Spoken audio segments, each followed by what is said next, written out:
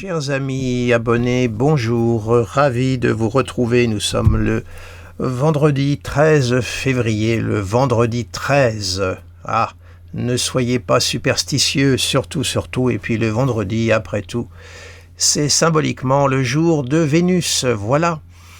Alors je vous retrouve pour vous parler de la prochaine nouvelle lune qui aura lieu le 17 février dans le signe du Verseau.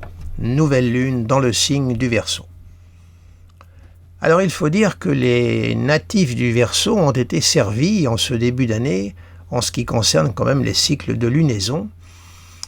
Et justement, avant de me lancer dans la lecture de cette nouvelle lune, j'aimerais un peu attirer votre attention sur l'importance tout de même des cycles de lunaison en fonction évidemment de l'endroit où les 10 cycles de lunaison se font dans les thèmes. Partant du fait que c'est toujours la nouvelle lune et la pleine lune qui sont les plus importants, parce qu'après vous avez la lune croissante et la lune décroissante, bien sûr. Et comme illustration, justement, nous avons eu là actuellement une actualité qui est assez édifiante, et j'aimerais donc attirer votre attention sur ce point. Et pour illustrer donc mon propos, je vais vous montrer le thème de Jeffrey Epstein, ou Epstein, on s'en fout. Hein. Bon, alors voilà. Alors donc, voilà. À droite, la nouvelle lune du 18 janvier 2026 qui s'est produite est là, superposée au thème de Jeffrey Epstein. Vous voyez que cette lunaison-là s'est concentrée dans sa maison 1, complètement ici, au carré de sa conjonction Saturne-Neptune. Donc une nouvelle lune, qui était extrêmement éclairante, avec le retour en plus de Mercure sur Mercure, en conjonction. Et ces 4 planètes rapides, Mercure, la nouvelle lune, j'inclus donc Soleil, Lune et Vénus, étaient encadrées par Mars et Pluton.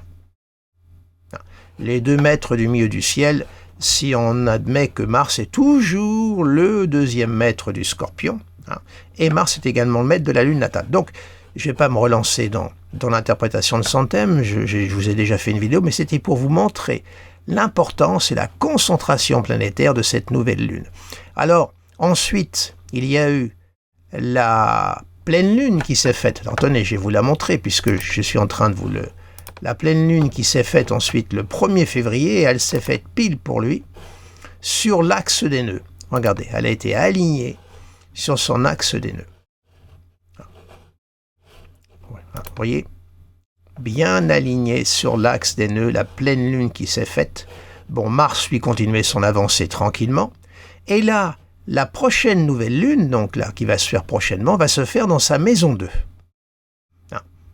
Au trigone, là, de la conjonction Saturne-Neptune, de son thème natal 100 ans. Alors évidemment, cette nouvelle lune-là, qui va être au trigone de la conjonction Saturne-Neptune de son thème, a une importance toute particulière. Pourquoi ? Parce qu'on est dans la reformation du cycle Saturne-Neptune. Saturne va rentrer en bélier, là je crois c'est le 14 février. Ça y est, donc on peut dire que cette nouvelle lune qui active le cycle Saturne-Neptune, lequel est en reformation, dans la maison 2, on va encore en apprendre. Alors évidemment, ce que je vous dis là, bon, c'est pas une information, bien sûr, mais c'est pour vous montrer la mécanique céleste, comment elle est en parfaite synchronicité et comment cette horlogerie-là fonctionne. Et puis vous rajoutez quand même qu'il y a un transit de Jupiter en 7 sur Uranus natal, qui en soi, c'est la planète de la justice. Vous savez que la maison 7, c'est la maison de l'alter ego, donc la maison des partenaires associés, du conjoint, mais aussi la maison des ennemis déclarés. Bon, donc on a un Jupiter qui symbolise la justice. Voilà. Donc voilà une première illustration concernant Jeffrey Epstein, et je vais aussi vous montrer également,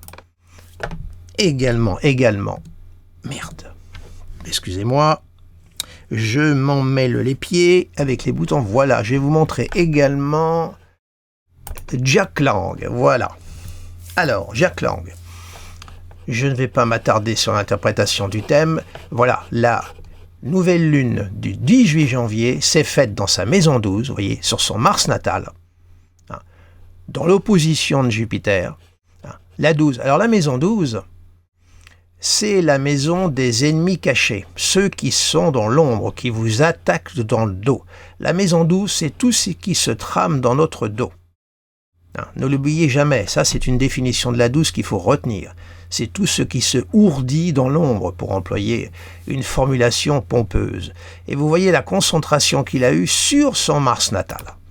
Et le Mars, il est le maître de la maison 2. Hein, voilà. Lui qui déclarait qu'il était blanc comme neige il y a à peu près 15 jours, en plus quand on lui a parlé de sa fille, il a dit qu'il n'était pas au courant et que c'était les problèmes de sa fille. Il n'a même pas pris la défense de sa fille, même pas eu un mot pour la soutenir. C'est quand même, excusez-moi, assez lamentable. Hein, voilà. Alors là, vous voyez la concentration qui s'est faite. La pleine lune, elle, s'est faite, vous vous souvenez, à 13 degrés, en conjonction. Bah, attendez, je vais vous la mettre quand même, parce que c'est intéressant d'observer tout ça à l'œil. 1er février, donc, la pleine lune. Voilà. Donc, là, aligné. 1,7, donc on est en plein dans l'aspect de la procédure, hein, l'alignement. Mars était pile sur l'ascendant, dans l'opposition encore de Pluton.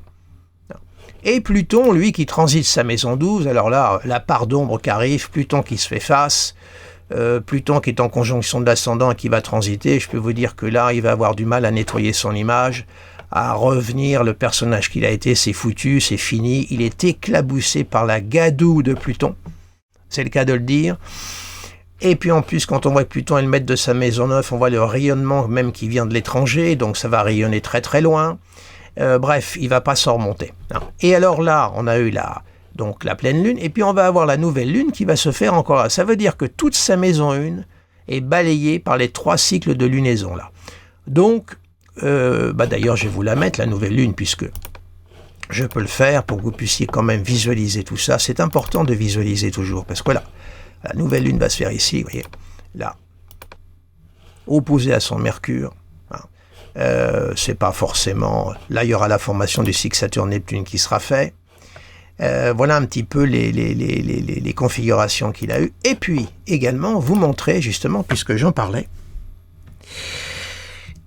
la Caroline Lang. Voilà. Alors, nous n'avons pas l'heure de naissance de la fille de Jack Lang. Mais là, c'est pareil. Regardez, le 18 janvier, donc, jour de la nouvelle lune, regardez l'alignement. Pile sur le Jupiter natal. Tout aligné au carré de Mars-Mercure, au trigone du Soleil et au trigone de Pluton.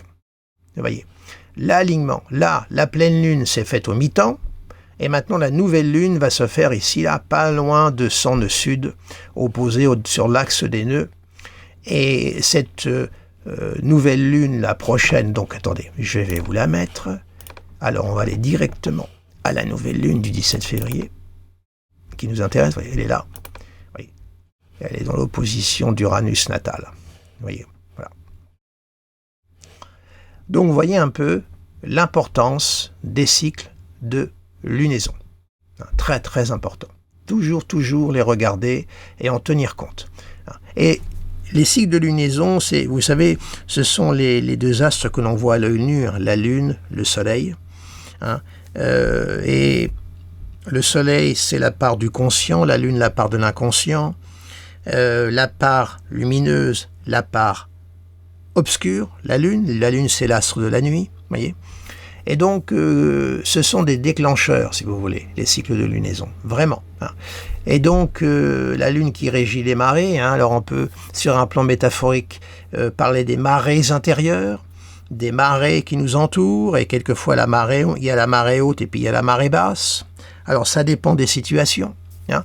Mais tout au moins, on voit que ces cycles de lunaison ont quand même une valeur et qu'il faut tout de même les observer. Voilà, alors c'était la petite note un peu succincte, mais je voulais attirer votre attention sur ces points-là. Alors maintenant, on va passer à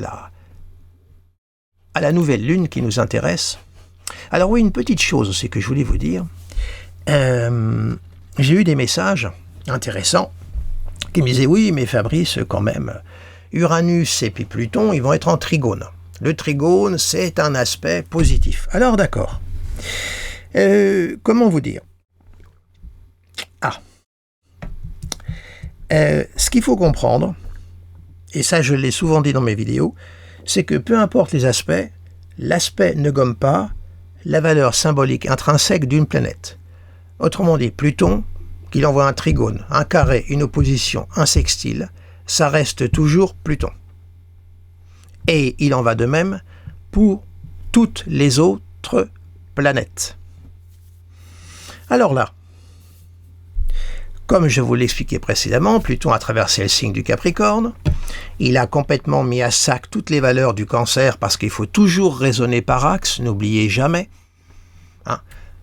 Uranus là va rentrer en Verseau, il va jouer par opposition à l'axe du Lion, au signe du Lion. N'oubliez jamais ça. Alors donc, disais-je, il a mis à plat toutes les valeurs de la Lune, les valeurs de la famille, tout, il a tout saccagé. Soyons clairs. Bon. Là maintenant, il rentre en Verseau. Il est sous le contrôle, la maîtrise d'Uranus. Uranus, c'est une planète d'ascension, de verticalité, d'éveil, de mise en lumière. Il fait sauter les couvercles, il brise les chaînes. Donc, les chaînes des prisons, les chaînes du silence, tout ce qui est bâillonné, Uranus, il fait sauter. Et en plus de ça, Uranus va donc rentrer en Gémeaux, au trigone de Pluton. Donc ça veut dire que les deux pépères, ils vont pactiser. Ils sont liés l'un à l'autre. L'un soutient l'autre. Uranus, quand il va rentrer en Gémeaux, il va faire son trigone à Pluton. La parole va se libérer parce que le signe des Gémeaux, c'est le signe de Mercure, de la parole. On ne pourra plus rien cacher. Là, pour l'instant, Uranus est encore en Taureau. Il est redevenu direct tout de même. On voit ce qui se passe. Mais il est encore en Taureau. Il est contenu. Mais quand il va rentrer en Gémeaux, alors là, on ne va plus du tout pouvoir, comment dirais-je, cacher l'information. Elle va se propager, elle va exploser. La valeur, je dirais, explosive d'Uranus, c'est du TNT, c'est du C4. Alors évidemment, il faudra, là, faire preuve de discernement, le cycle Saturne-Neptune, pour ne pas basculer dans les extrêmes et ne pas se faire trimballer, parce qu'il va y avoir forcément dans tout ça des fausses informations. On va essayer évidemment de nous balancer un maximum d'informations pour noyer, on va dire, la vérité. Voilà. Donc on est à un moment, je dirais, de notre histoire qui est extrêmement intéressant sur un plan astrologique et même au niveau des mécanismes psychologiques à observer. Mais voilà ce qui est en train de se tramer.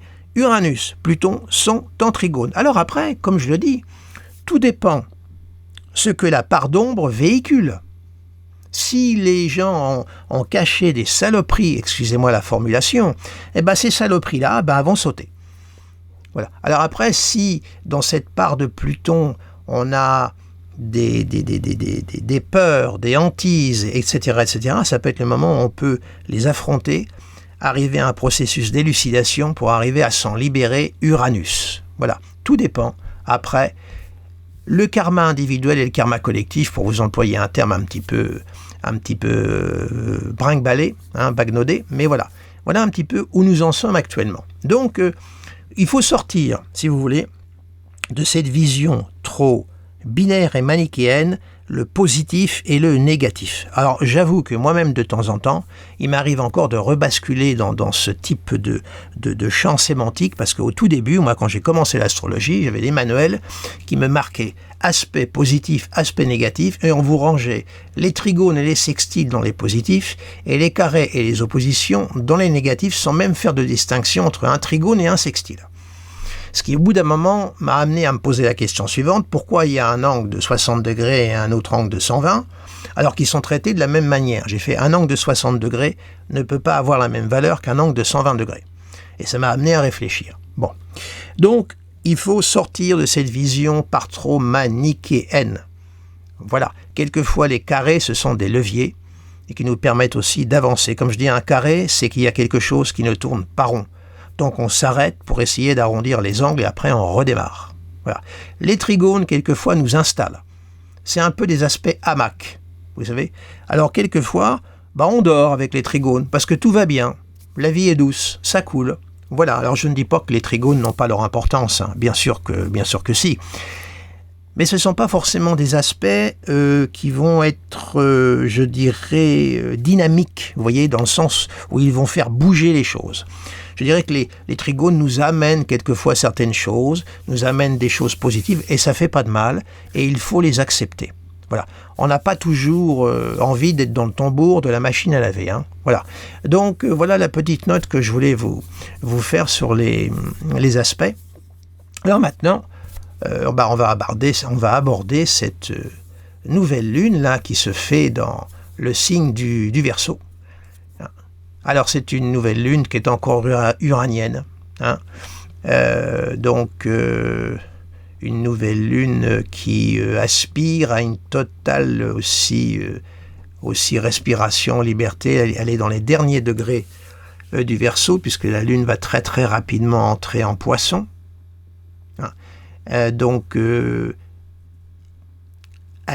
Comment dirais-je, c'est une... alors, il est vrai que cette nouvelle lune en Verseau, sous la maîtrise d'Uranus, n'est pas une lune qui va se laisser emberlificoter par les affects, les sentiments. C'est plutôt le contraire. Elle va plutôt essayer de s'en libérer. Alors, c'est un moment où tout ce qui peut, au niveau de nos vies personnelles, être lié à des affects qui peuvent nous retenir, nous empêcher d'agir, voilà, ça peut être un moment où on peut parvenir à s'en sortir, à dénouer tout ça, tout au moins à tirer au clair ces affects, ces sentiments. Vous savez, les affects, c'est vraiment ce qui nous retient le plus, hein, dans la vie, hein. Vraiment. C'est tout ce qu'il peut y avoir de plus compliqué à dépasser, hein. Et là, cette nouvelle lune là nous permet justement de pouvoir nous débarrasser de ces affects, hein. Voilà. Alors, puisqu'elle est en Verseau, hein, je vais positionner tout de suite Uranus, comme ça on va pouvoir suivre, hein. Voilà, alors évidemment, pourquoi ? Il y a le carré, donc c'est intéressant puisque cette nouvelle lune uranienne est reliée à Uranus, donc ce carré-là peut justement nous aider à nous arrêter, à faire le point sur ces questions-là et à essayer de faire du ménage, à essayer de nous libérer du mieux que l'on peut. Le carré demande encore un effort, demande encore un réajustement, demande à ce qu'on arrondisse les angles, hein, comme j'ai l'habitude de le dire. Voilà, donc c'est un temps intéressant, puisqu'après Uranus va très très vite entrer dans le signe des Gémeaux, hein. Il va rentrer vers le, je crois, 28 avril, hein, en Gémeaux. Donc là, il est direct, hein, ça y est, quand même, il avance, hein. Alors la vitesse pour l'instant n'est pas énorme, il est à 18% de sa vitesse, vous voyez, donc c'est pas encore énorme, mais il est direct. Voilà. Et carré justement la nouvelle lune. Donc c'est un moment... alors il est vrai que sur le plan mondial, c'est pas le moment où les sentiments vont prendre le pas, hein. Là aussi, hein, je passe à l'octave supérieure au niveau mondial. Ce carré-là d'Uranus à la nouvelle lune en Verseau, c'est pas le temps de la sensibilité, le temps où les sentiments vont prendre le pas. Au contraire, on va plutôt avoir envie de les botter en touche, hein. Attention. Donc là aussi, c'est pas le moment où on va réussir à prendre qui que ce soit par les sentiments. Là, ça va pas marcher. Non, ça prendra pas. On va tout de suite essayer de mettre de la distance par rapport à cette forme d'emprise, justement. Alors, continuons à observer cette nouvelle lune. On va, écoutez, puisque Uranus est en Taureau, on va mettre Vénus, hein. Voilà, on va rester dans le jeu des maîtrises, toujours, voilà. Alors, on a une Vénus en Poisson, conjoint en nœud nord, c'est une Vénus dite exaltée. Alors, écoutez, la Vénus en Poisson, que vous dire, elle est en train d'évoluer dans le monde de Neptune. C'est l'expression amoureuse romantique. C'est le côté fleur bleue, on plane, on est dans le monde de Neptune, voilà. C'est le moment des amours épistolaires, on peut partir dans des grandes envolées lyriques. Mais c'est pas l'incarnation de l'amour, hein, la Vénus Poisson, justement. La grande problématique des Vénus Poissons, c'est qu'elles vivent dans le fantasme, mais elles ne sont pas forcément dans l'incarnation. Et oui, Neptune, il n'incarne pas. Neptune n'est pas une valeur de matérialisation, c'est le contraire. Neptune, il tend à diluer, à dissoudre ce qu'il visite, ce qu'il recouvre. Donc là, cette Vénus-là, c'est la Vénus du romantisme, la Vénus évidemment fleur bleue, c'est l'amour voilà, inconditionnel, et qui n'a pas trop de prise sur le réel. Hein. Donc ça peut être des amours illusoires, mais qui peuvent nourrir à un moment donné la création pour les créateurs. Alors attention, la Vénus Poisson aussi, ça peut être le plaisir charnel qui prend des voies de traverse et des voies de dérive, ça dépend les uns et les autres. Hein. Voilà, donc c'est une Vénus qui est nourrie, une Vénus qui n'est pas restrictive, bien au contraire, elle est hyper réceptive, elle est à fleur de peau. Voilà. Voilà ce que je peux vous en dire pour l'instant. Donc, continuons. Eh bien, on va positionner Neptune, puisque Vénus est dans le signe des Poissons, alors on sait que Neptune est entré en Bélier. Voilà. On a donc ce Neptune qui forme un sextile à Uranus. Alors oui, il est dissocié parce qu'ils ne sont pas dans des signes de même élément, c'est vrai. Alors, les aspects dissociés, bon, il faut en tenir compte au niveau interprétation sur le plan des thèmes individuels en psychologie. C'est intéressant, ça apporte des petites nuances, mais sur le plan mondial, ça n'a pas beaucoup d'importance. On a l'angle du sextile. Alors Neptune, écoutez, il est en train de pactiser, d'établir un lien subtil avec Uranus. Le sextile étant pour moi un aspect de dynamique mercurienne et vénusienne. C'est en astrologie mondiale un aspect de consolidation. Donc, que dire de cet aspect sur un plan général? Neptune, qui marque plutôt le collectif, Uranus, l'individuel, ils sont reliés l'un à l'autre. Le dieu de la mer et le dieu de l'océan, on a Uranos et Poséidon qui sont ensemble. Donc, on essaye, si vous voulez, un peu de rationaliser ce qui relève de l'irrationnel, et puis inversement, voilà, on est dans un entre-deux, hein. Neptune ayant plus de surcroît maîtrise sur la Vénus et Uranus sur la nouvelle Lune, hein, faut pas oublier ça. Donc on a plutôt là une configuration plutôt harmonieuse. Alors après, évidemment, sur le plan individuel, ce sont des planètes lentes, il faut voir si ça tombe sur des planètes rapides dans vos thèmes respectifs, vous qui m'écoutez, et l'interpréter. Là, d'une façon générale, c'est un aspect qui s'installe, qui va être assez long. Voilà, donc je ne peux pas en tirer grand-chose en l'état actuel de la carte du ciel que vous avez sous les yeux. Alors on va positionner Mars, puisque Neptune est en Bélier. Alors Mars, lui, est en Verseau. Il n'a pas d'aspect, sauf qu'il est en conjonction de cette nouvelle Lune. C'est un Mars uranien, donc un Mars très rapide, très libre, très instinctif, très impulsif. Hein. Un Mars qui se met au service d'Uranus, donc un Mars qui peut se mettre au service des valeurs de la liberté, de l'indépendance, de l'émancipation. Le désir est au service d'Uranus. Hein. Alors il ne faut pas oublier, il est vrai, qu'il y a également la valeur de Saturne derrière Uranus. Hein. Il y a deux types de Verseaux. Vous avez un Verseau uranien et puis vous avez le Verseau saturnien. Hein. Là, il faut voir aussi, dans les thèmes individuels, lequel des deux tendrait à l'emporter. Mais tout au moins, là, sur le plan collectif, c'est Uranus quand même qui joue. Et on a là une valeur, Mars en Verseau, c'est quand même une valeur très combative, et le combat au service de la liberté, du futur, de l'émancipation. Souvent, les Mars en Verseau, ça donne des pionniers, vous savez, dans les thèmes individuels, des gens qui vont mettre leur désir au service du futur, qui vont amener quelque chose de neuf pour l'humanité. Alors, le signe du Verseau est le signe de la fraternité. On voit que là, le combat se met au service de la fraternité. Donc, ça peut, sur le plan mondial, vous voyez, se rapporter à beaucoup d'événements à venir. Donc, ce Mars est quand même dans l'orbe de la conjonction de la nouvelle Lune. Donc, il est parfait, très valorisé. Très valorisé.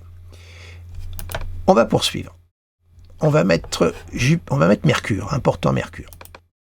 Alors Mercure, il est en Poisson. Alors, je dirais attention parce que il va très très vite entrer en rétrogradation. Hein. J'ai fait d'ailleurs une vidéo sur les rétrogradations de Mercure. Hein. Donc je vous invite à vous y reporter, je ne vais pas m'appesantir dessus. On a donc Vénus-Mercure en Poisson.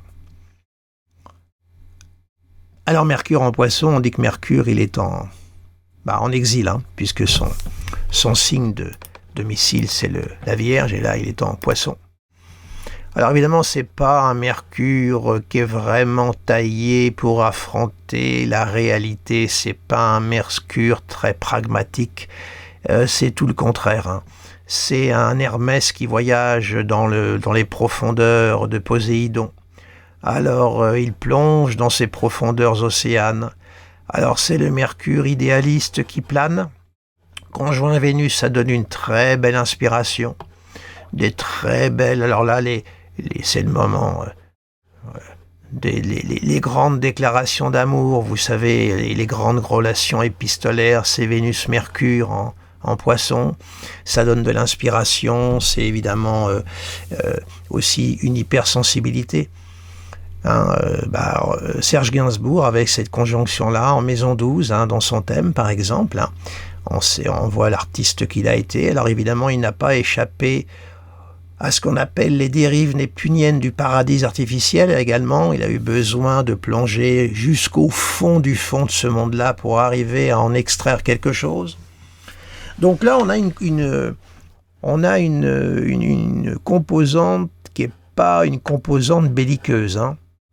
On a en fin de compte une nouvelle lune qui est très intéressante parce qu'elle est partagée entre des valeurs frondeuses, uraniennes, nouvelle lune Verseau, Mars Verseau, Neptune Bélier, Uranus lui qui est au carré de la nouvelle lune, tout ça c'est dynamique, c'est frondeur, et puis Mercure, Vénus en Poisson qui sont plutôt des valeurs pacifiques.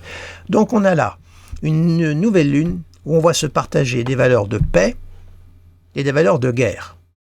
Voilà, on a Mercure-Vénus qui aspire à la paix, au côté pacifique quand même, et de l'autre côté, on a plutôt des démonstrations de force, une valorisation guerrière, avec le côté uranien, démonstration aussi d'armements sophistiqués, d'armes du futur qui peuvent vous écraser. Vous voyez, on a une démonstration de tout ce que dans la virilité la plus primaire qui soit. Voilà, soyons clairs. Hein. Voilà, donc il y a une virilité supérieure, puis vous avez une virilité primaire. Hein. Voilà, et donc là on est vraiment actuellement dans un côté primaire absolu. Et puis on a quand même, il y a le nœud nord, hein. On tend quand même vers ça. On veut arriver à ces valeurs de pacification, mais alors c'est très très compliqué puisque justement Neptune, qui a maîtrise là-dessus, il est rentré dans le signe du Bélier, le signe de Mars. Voyez. Donc on a là un tiraillement total dans cette nouvelle lune. Alors au niveau individuel, on est également sous la même tonalité, entre des valeurs pacifiques, de douceur, et puis des valeurs où on a envie de rentrer dedans. Excusez-moi. Des valeurs où on a envie de tout régler, de tout balayer, de dire il y en a marre, ça commence à m'enquiquiner, pour rester courtois, et on a envie de tout balayer.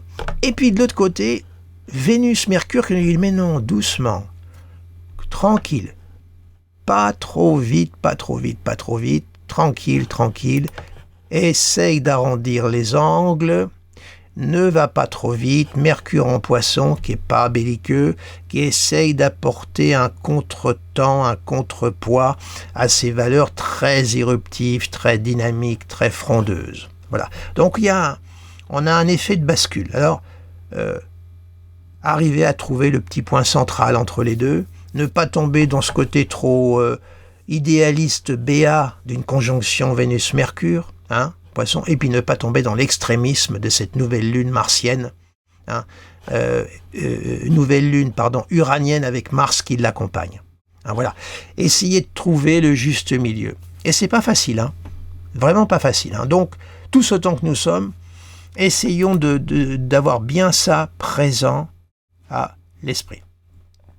Vous voyez, c'est un petit peu comme quelqu'un avec qui vous avez été en bisbille, et puis il vient frapper à votre porte, puis il vous dit, bah écoute, je m'excuse, voilà, j'ai déconné, vous voyez, et puis on a envie de lui foutre une torgnole, là. Nouvelle lune Mars, c'est-à-dire, dis donc, attends, tu vas t'en prendre une, tu te figures que je vais te passer l'éponge comme ça, vous voyez, il y a un peu ce climat-là, hein. Donc, relax, essayons d'être le plus tranquille possible.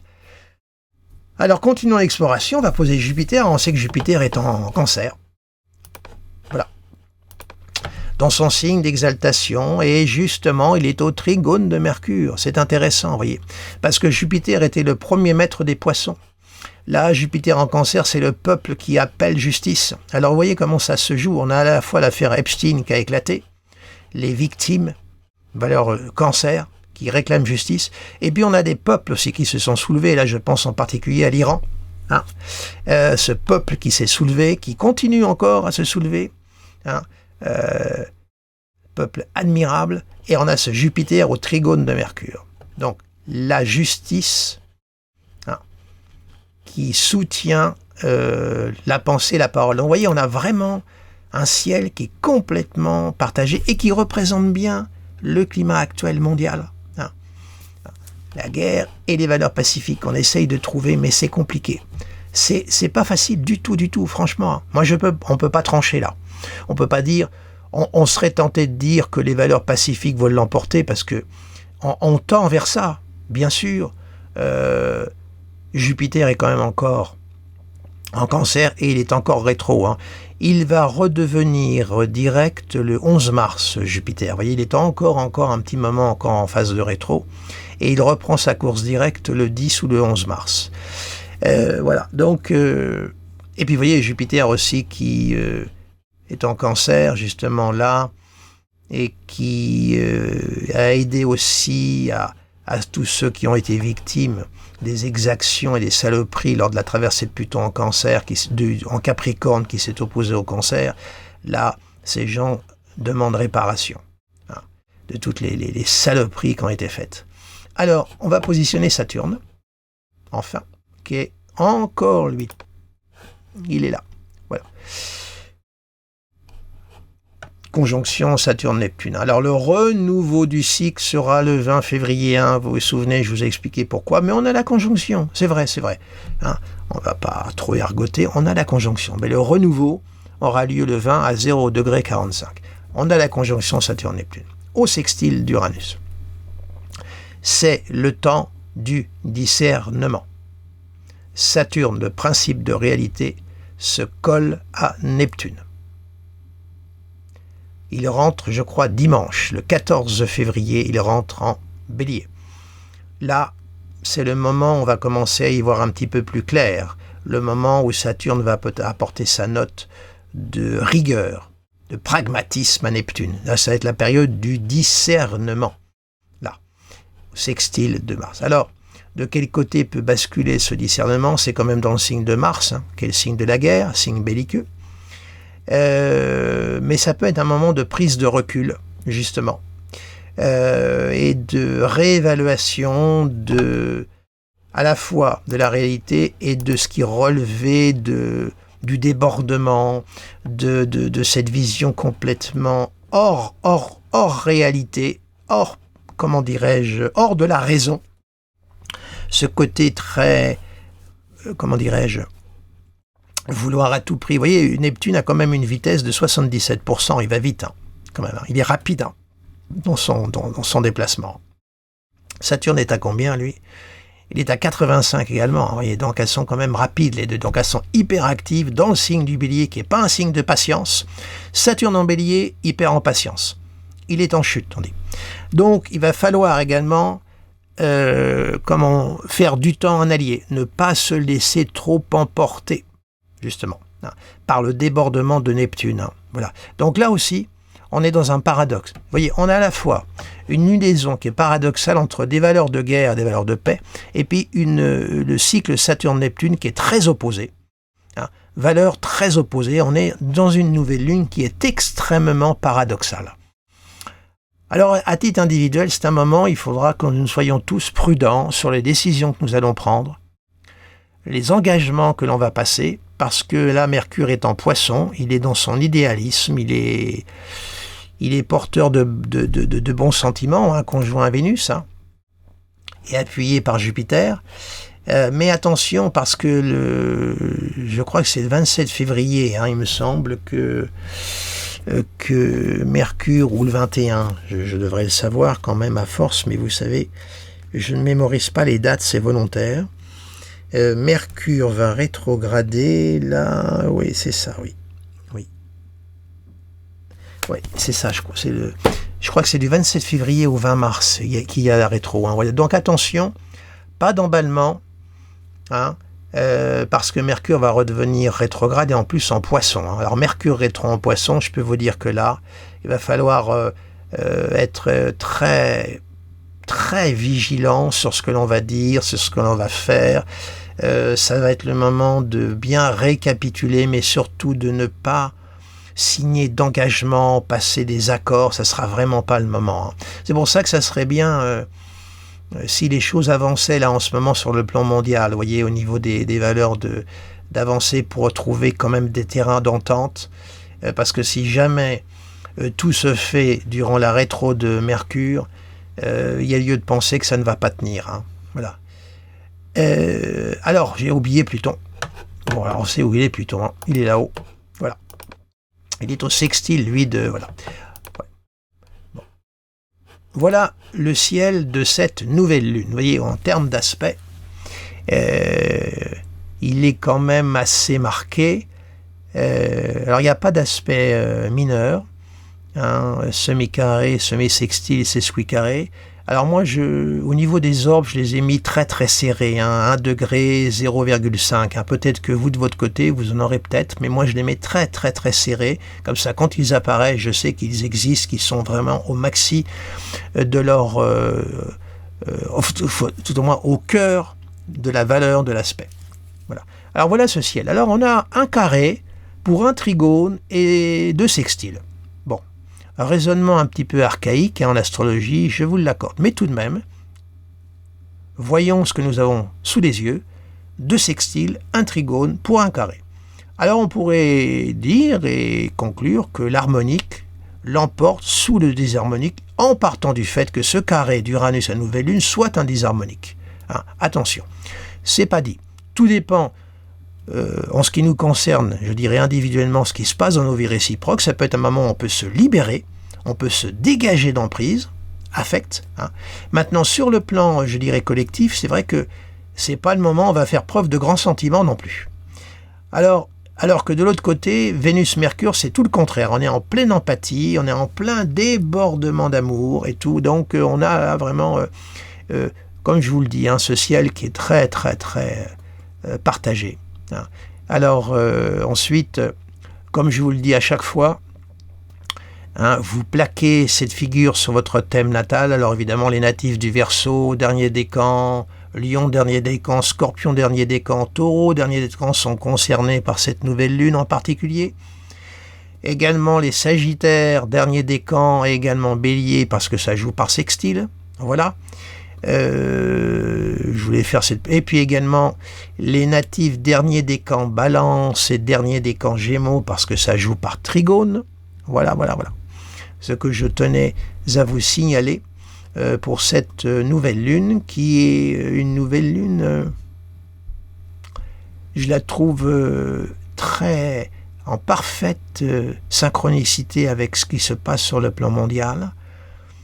Il faut voir aussi ce qui va se passer du côté de la Russie, là, avec la formation du cycle Saturne-Neptune, hein, avec l'Ukraine. Et puis Saturne-Neptune aussi, c'est également l'Iran. Hein. Je vous avais dégagé depuis l'année dernière hein, que le cycle Saturne-Neptune était aussi en rythme avec l'Iran. Hein. Voir aussi ce qui peut se passer aussi du côté de la Russie et de l'Ukraine, parce qu'actuellement, c'est l'affaire Epstein et puis l'Iran qui occupe le centre de l'information. L'Iran en comprend pourquoi. Epstein aussi en comprend, évidemment, sur un autre plan. Ça anime les plateaux télé, mais voir aussi ce qui va se passer du côté russo-ukrainien, hein, là, puisque le cycle Saturne-Neptune rythme également l'histoire de la Russie et Poutine à ce cycle-là dans son thème. Voilà. Eh bien écoutez, je cesse ici ce bavardage nouvelle lune. Je vous remercie de votre attention. N'hésitez pas à me mettre un petit pouce et à partager cette vidéo. Inscrivez-vous à ma newsletter de mon site internet et également abonnez-vous à ma chaîne YouTube, comme ça vous serez averti. Sachez que je donne également des consultations à distance ou en présence, donc pour cela, allez sur mon site et vous y trouverez toutes les informations nécessaires. Voilà. Eh bien écoutez, sur ce, je vous souhaite une agréable journée vénusienne sous un vendredi 13. Le moment de conjurer le mauvais sort de ce vendredi 13, n'est-ce pas? À bientôt.